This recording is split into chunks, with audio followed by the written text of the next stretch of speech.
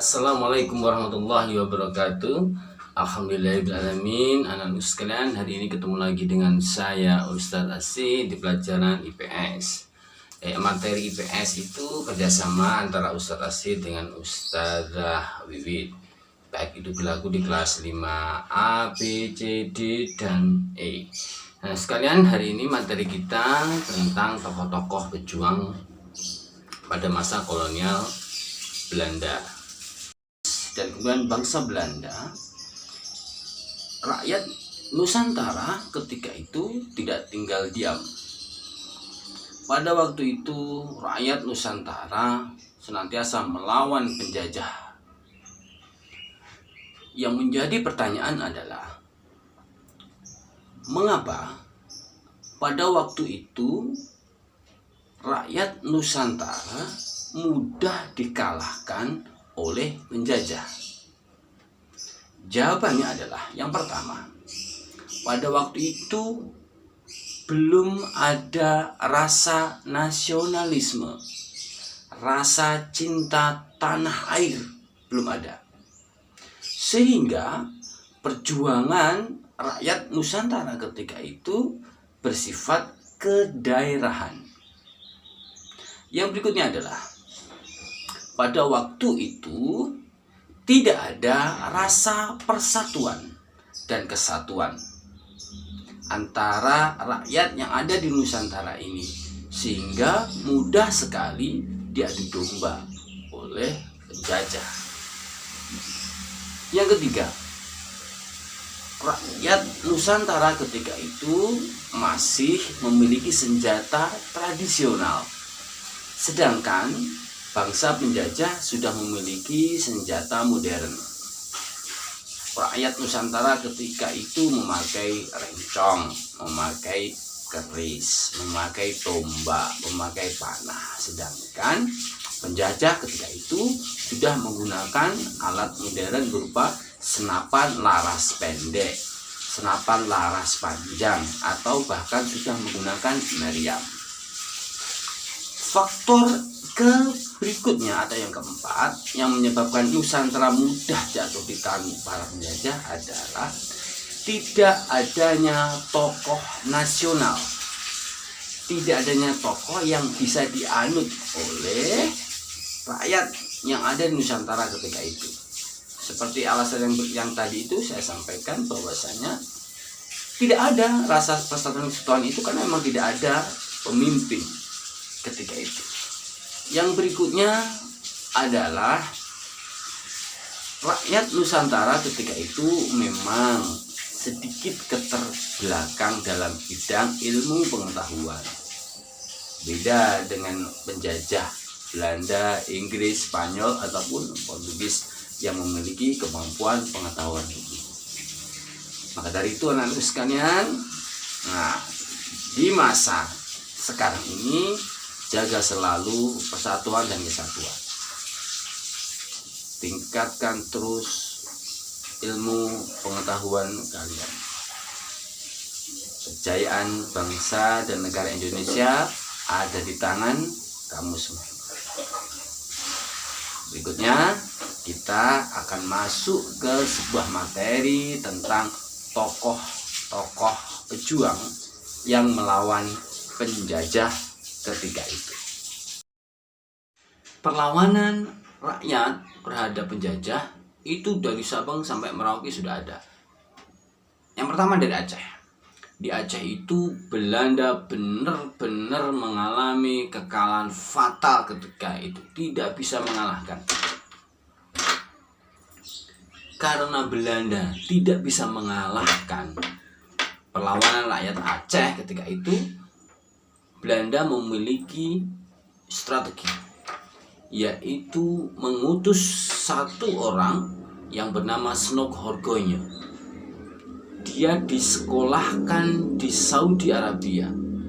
Dia dikuliahkan di bagian tafsir Al-Quran. Dia beragama Kristen. Dia berpura-pura menjadi seorang Muslim supaya mengerti betul agama Islam, sehingga dengan pengetahuannya itu bisa tahu titik kelemahan rakyat Aceh ketika itu. Akhirnya setelah 25 tahun dia belajar tentang Islam, dia dikirim oleh Gubernur Jenderal Belanda untuk menuju ke Aceh mencari kelemahan dari rakyat Aceh. Setelah itu diketahui kelemahan-kelemahan rakyat Aceh. Pahlawan yang ada di Aceh ketika itu ada Panglima Polem, ada Tengku Cikditiro, ada Cut Nyadim, dan yang lainnya. Namun sekali lagi, karena kelicikan Belanda ketika itu, akhirnya Belanda pun berhasil menguasai Aceh. Semoga pahlawan dari Aceh senantiasa diberi ampunan oleh Allah SWT. Begitu juga terjadi perlawanan di Tapanuli yang langsung dipimpin oleh Tuanku Raja Sisinga Maharaja ke-12. Selain di Tapanuli juga terjadi pertempuran di Sumatera Barat yang dipimpin langsung oleh Tuanku Imam Bonjol. Pada waktu itu Belanda tahu betul kelemahan dari masyarakat Sumatera Barat. Diadu domba antara kaum adat dengan para ulama. Maka terjadilah perang Padri. Lambat laun Tuanku Imam Bonjol dengan kelicikan Belanda berpura-pura diajak berunding lalu ditangkap. Setelah itu Tuanku Imam Bonjol diasingkan oleh Belanda ke Sulawesi Selatan. Apa tujuannya? Untuk melemahkan mental umat atau masyarakat Sumatera Barat ketika itu, karena kiainya, karena ulamanya tertangkap dan diasingkan oleh Belanda. Jahat sekali penjajahan ketika itu. Penjajahan di Pulau Kalimantan, tepatnya di Kalimantan Selatan, dipimpin langsung oleh Pangeran Antasari. Pangeran Antasari ini adalah pahlawan yang luar biasa, berani mati melawan penjajah. Semangat itu harus kita teladani. Yang berikutnya adalah perang yang ada di Pulau Jawa. Yang paling terkenal itu adalah perang yang dipimpin langsung oleh Pangeran Diponegoro. Pada saat perang Diponegoro itulah benar-benar Belanda kocar-kacir karena hampir di seluruh Pulau Jawa terjadi peperangan. Pangeran Diponegoro sering juga disebut dengan sebutan Pangeran Gua Selarong. Menurut sejarah, alasan peperangan Diponegoro itu karena Belanda menginjak-injak atau membuat jalan di atas pemakaman leluhurnya Pangeran Diponegoro. Sebenarnya bukan itu alasan yang sangat kuat. Tetapi alasannya adalah kesewenang-wenangan Belanda dalam menginjak-injak martabat umat Islam yang ada di Jawa ketika itu. Tidak bisa menghargai, tidak bisa menghormati, dan cenderung memaksakan diri Belanda untuk menaklukkan wilayah Jawa ketika itu. Tuanku Pangeran Diponegoro maksud saya itu dibantu oleh Sentot Prawira Dirja, tangan kanannya beliau. Lagi-lagi dengan kelicikan Belanda, karena Belanda sudah mulai terdesak, dia berpura-pura mengajak berunding dengan Pangeran Diponegoro. Saat dia datang dalam sebuah pertemuan, beliau diracun dan akhirnya ditangkap. Setelah ditangkap, Pangeran Diponegoro dikemanakan? Dibawa ke Sulawesi Utara, diasingkan di sana, dipenjara lagi. Sentot Prawira Dirja kemudian di mana juga diasingkan. Mengapa mereka diasingkan? Sekali lagi untuk menjatuhkan mental pengikutnya, mental jamaahnya. Lagi-lagi Belanda licik sekali untuk mengalahkan Nusantara. Dan itu terjadi karena memang pendidikan atau pengetahuan rakyat kita, rakyat Indonesia ketika itu belum sepintar orang Belanda atau penjajah. Peperangan lagi juga terjadi di Bali. Belanda sekali lagi juga tidak bisa menghargai peraturan tawan karang yang ada di kerajaan Buleleng. Terjadi peperangan di situ. Ketut jelantik luar biasa melawan penjajah. Anak-anakku sekalian, perjuangan-perjuangan itu yang menyebabkan Belanda kalang kabut. Alhamdulillah, semangat juang rakyat Indonesia ketika itu luar biasa. Walaupun peperangannya bersifat kedaerahan, itu adalah titik awal untuk mewujudkan patriotisme, cinta akan Indonesia. Selain Aceh, Sumatera Utara, Kalimantan, Jawa, Bali, Sulawesi, juga ada pertempuran di mana? Di Maluku yang dipimpin oleh Patimura atau Thomas Matulesi.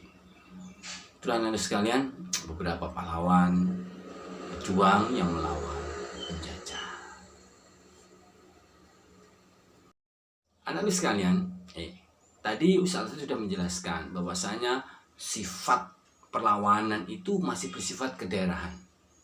Maka di tahun-tahun selanjutnya sudah banyak rakyat Indonesia itu memikirkan menggunakan perjuangan yang berskala besar.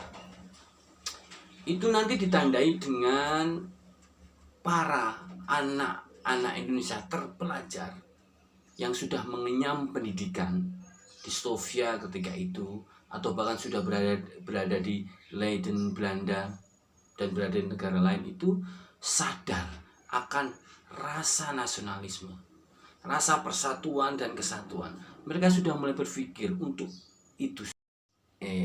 Pejuang-pejuang tadi dalam pergerakan nasional itu contohnya Dr. Sutomo yang mendirikan Budi Utomo, Haji Samanhudi yang mendirikan Serikat Islam, ada juga Haji Omar Said Cokroaminoto bersama Haji Samanhudi membentuk SDI, Serikat Dagang Islam. Kemudian Ahmad Dahlan mendirikan organisasi sosial kemasyarakatan dan keagamaan Muhammadiyah. Kemudian Kiai Haji Abdul Syekh Hasyim Asy'ari yang juga mendirikan Nahdlatul Ulama yang bergerak dalam bidang sosial, pendidikan, dan agama. Tokoh-tokoh itulah yang menjadi pilar-pilar perjuangan bangsa selanjutnya. Nah, anak-anak sekalian, sekian dulu materi dari Ustaz Rasyid. Insya Allah di pertemuan berikutnya kita akan bahas mengenai masa pendudukan penjajahan Jepang, kemudian cara menghargai para pahlawan-pahlawan kemerdekaan. Itu saja dari saya, dan silahkan Anda mengerjakan tugas dari Ustaz Rasyid yang ada di Google Form berikut ini. Terima kasih dan Assalamualaikum warahmatullahi wabarakatuh.